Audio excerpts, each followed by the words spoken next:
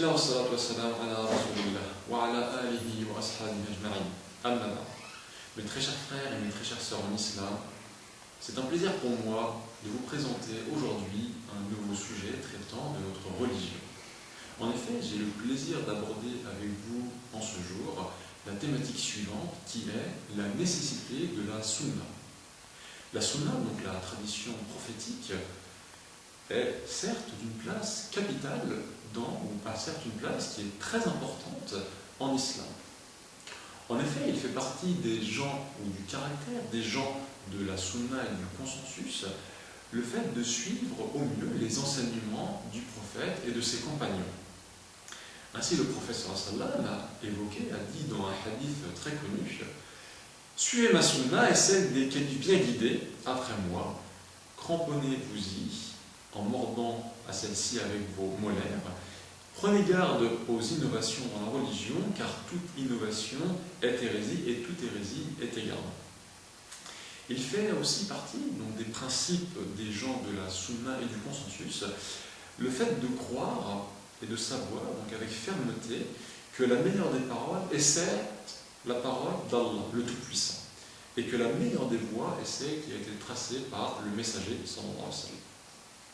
Ainsi, les gens de la sunna et du consensus mettent la parole d'Allah au-dessus de toute autre parole et la voix du prophète au-dessus de toute autre voix.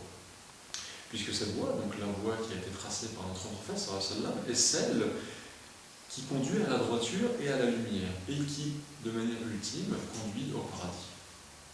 Allah a ainsi dit à ce propos dans la sourate Al-Ahzab, dans le verset numéro 36, « Il n'appartient pas à un croyant ou à une croyante, une fois qu'Allah et son messager ont décidé une chose, d'avoir encore le choix dans leur façon d'agir. Et quiconque désobéit à Allah et à son messager s'est égaré certes d'un égarement évident. » Mes très chers frères et mes très chères sœurs, craignez Allah autant que vous le pouvez en suivant la sunna de son prophète et en évitant toute forme d'innovation dans la religion. Et sachez qu'il n'y a aucun acte d'adoration qui peut nous procurer l'agrément d'Allah sans que le prophète ne nous l'ait enseigné ou ne nous l'ait recommandé.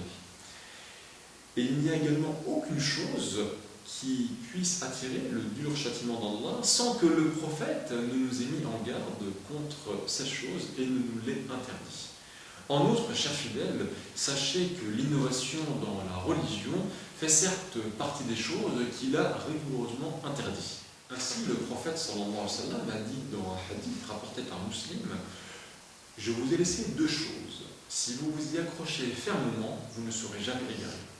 Le livre d'Allah et la sunna de son messager sallallahu alayhi wa sallam. » Il a dit par ailleurs dans un autre hadith: « Quiconque accomplit une œuvre qui n'est pas en conformité avec notre religion, cette œuvre sera alors rejetée. » Ainsi, quiconque souhaite introduire une innovation dans la religion va à l'encontre de la parole d'Allah le Très-Haut. Allah ainsi dans le Coran: « Aujourd'hui, j'ai parachevé pour vous votre religion. » Dans la sourate Al-Ma'idah, sourate numéro 5, le verset numéro 3. Donc tout ce qui n'était pas considéré comme un acte d'adoration jusqu'à ce jour ne pourra plus être comme tel par la suite.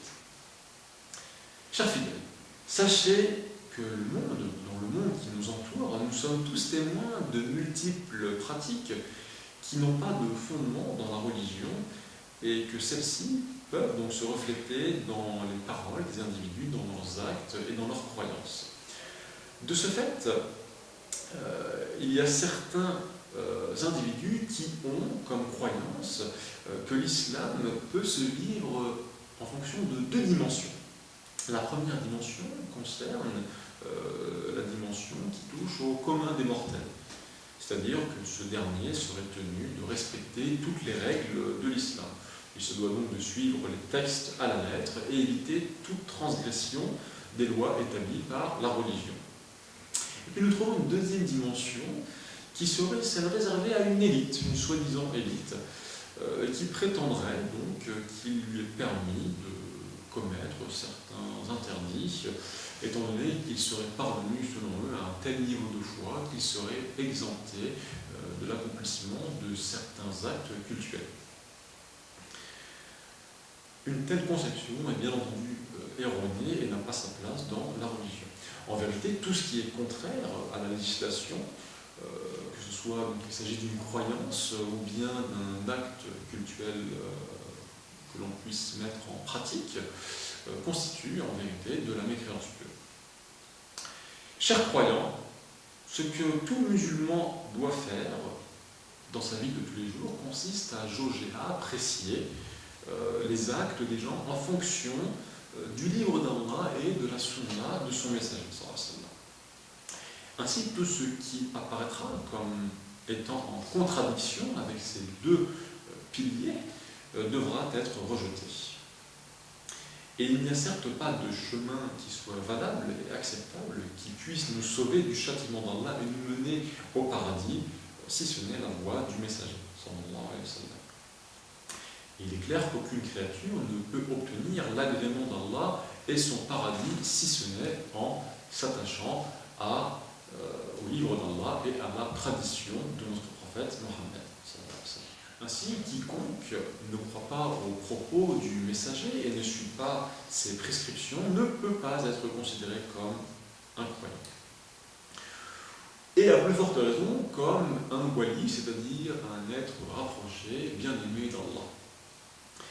Et ceci, quand bien même certains individus pourraient être amenés à réaliser, donc en face de nous, des choses incroyables qui sortent de l'ordinaire, comme le fait de marcher sur l'eau ou d'accomplir toute autre action délirante, eh bien, nous devrions juger ces actes qui sortent de l'ordinaire en fonction du livre d'Allah et de la sunna du messager.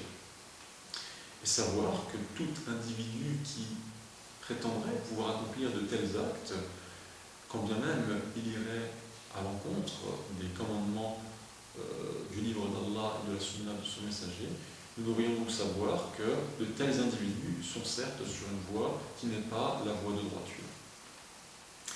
Aussi, chers fidèles, essayez dans la mesure de vos capacités de vous astreindre à la sunna du messager, car elle est certes la voie de vérité, de lumière et la voie du salut.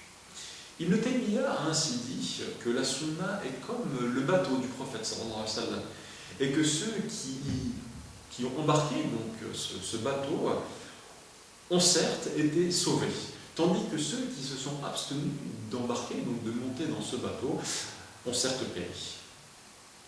Aussi, je vous recommande, et à moi-même, d'éviter l'innovation sous toutes les formes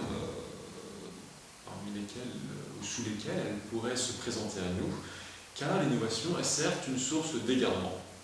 Et sachez que Satan, Shaytan, est donc un ennemi déclaré pour nous tous, et qu'il aime l'innovation de manière tout à fait particulière. En effet, celui qui commet un péché qu'il reconnaît lui-même, un péché donc qui est une chose interdite, mais dont il connaît la nature, n'est pas comme celui qui accomplit une innovation. Pourquoi ?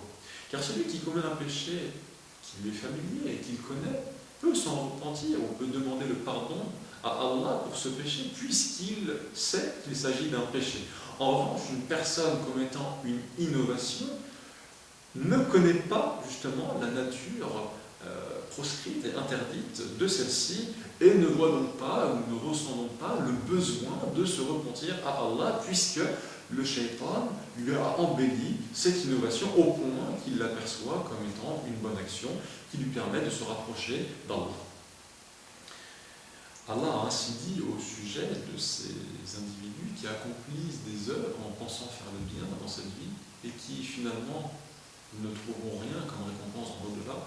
Ainsi, Allah a décrit ces gens de la manière suivante dans la sourate numéro 18, la caverne, dans le verset 103 et 104. Allah a dit « Dis, voulez-vous que nous vous informions à propos de ceux qui sont les plus grands perdants en œuvre, ceux dont l'effort dans la vie présente s'est égaré, alors qu'ils s'imaginaient faire le bien ?» Aussi, pour terminer cette session d'aujourd'hui, mes très chers frères et mes très chères sœurs, J'aimerais vous citer, vous faire la mention de 3 causes qui peuvent conduire l'individu à innover dans la religion. La première est certes l'imitation aveugle et le fanatisme. Ainsi, la plupart des innovateurs peuvent être amenés à imiter leurs maîtres, leurs parents peut-être, des fanatiques de tous bords, et peuvent s'affilier de manière totalement aveugle à leurs propos. Ainsi, Allah a dit dans le Coran, dans la sourate numéro 2, verset 170, « Et quand on leur dit, suivez ce qu'Allah a fait descendre, ils disent, non, mais nous suivons les coutumes de nos ancêtres. » Une deuxième chose qui peut également pousser les gens à commettre des innovations dans la religion consiste aux innovations dues à la passion. En effet, Allah le Très-Haut a dit dans la sourate Al-Kahf, toujours, le verset numéro 28, « Et n'obéis pas à celui dont nous avons rendu le cœur inattentif à notre rappel, qui poursuit sa passion et dont le comportement est outrancier. » Ainsi, un savant parmi les salafs disait « Ils n'ont délaissé la sunna que par l'orgueil qui était dans leur cœur, donc en adoptant ce comportement outrancier. » La troisième cause qui peut mener donc à l'innovation est le fait de s'appuyer uniquement sur la raison en matière de religion. En effet, quiconque s'appuie uniquement sur sa raison et met de côté les textes coraniques et les hadiths du prophète sallam, en prenant un à l'exclusion de l'autre, se trouvera dans un égarement manifeste. La troisième et dernière cause de l'innovation consiste à s'appuyer uniquement sur la raison en matière de religion. Et quand bien même il n'y aurait pas de contradiction entre la raison et les textes religieux, nous trouvons certains individus qui tendent à donner le dessus de manière exclusive à la raison par rapport au texte coranique, quand bien même il n'y aurait pas de contradiction entre les deux. Ainsi, le musulman doit faire prévaloir les textes religieux par rapport à sa raison, étant donné que les textes religieux ont une portée beaucoup plus vaste que la raison de l'homme qui est certes limitée. Ainsi, Allah a dit dans le Coran, « Prenez ce que le messager vous donne et ce qui vous les interdit, abstenez-vous-en, et craignez Allah, car Allah est dur en punition. » Surat Al-Hashr, verset numéro 7. Aussi nous demandons à Allah le Tout-Puissant qu'il nous donne la volonté et la détermination nécessaires afin que nous puissions suivre les commandements du prophète, le véridique, sallallahu alayhi wa sallam.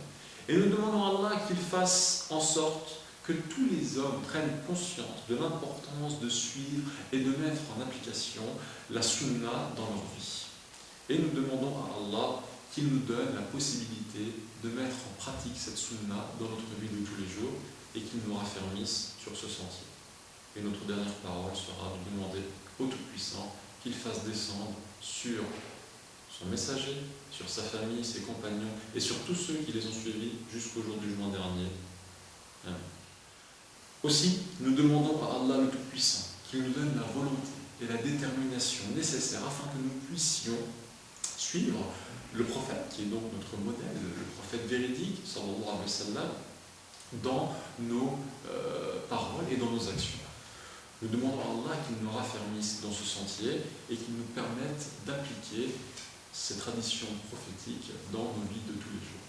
Et notre dernière parole sera de demander à Allah qu'il fasse descendre sa miséricorde et ses bénédictions sur son prophète, sa famille, ses proches, ses compagnons et sur tous ceux qui les ont suivis dans le bien jusqu'au jour du jugement.